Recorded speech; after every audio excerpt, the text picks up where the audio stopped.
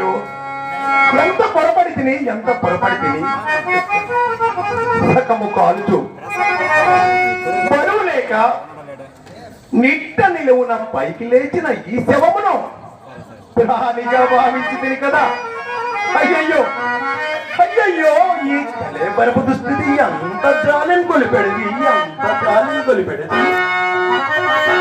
మాయా నిత్యమని సహజ